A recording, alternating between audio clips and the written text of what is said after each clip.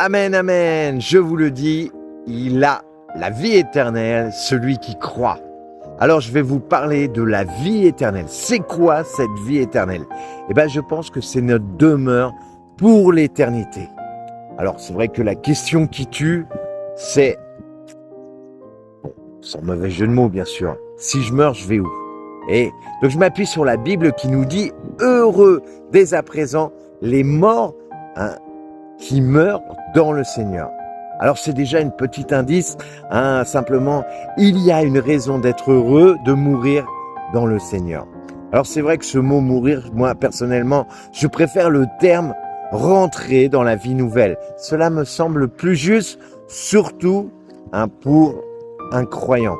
Et c'est une étape. La petite Thérèse d'ailleurs, elle disait, non, je ne meurs pas, j'entre dans la vie.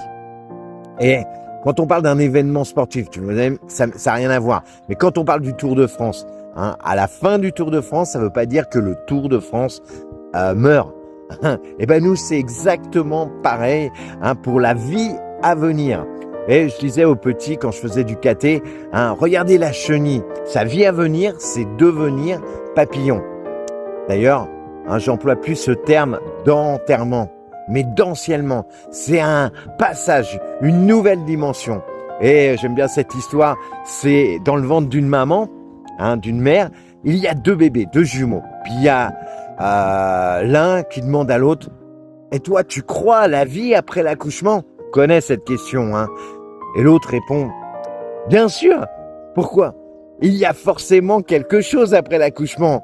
D'ailleurs, peut-être que nous sommes ici pour préparer ce qu'il y aura après. » Et l'autre qui dit, « Ça n'a pas de sens, il n'y a pas de vie après l'accouchement. » Oui, et dit, « À quoi ressemblerait-elle ?» Et je crois que la question c'est ça, à quoi ressemblerait notre vie après que notre cœur s'arrête? Et cette dimension de la vie pour l'éternité. Alors, j'ai pas, bien sûr, la réponse, mais en tous les cas, je crois, selon la parole de Dieu, bienheureux, celui qui meurt dans le Seigneur.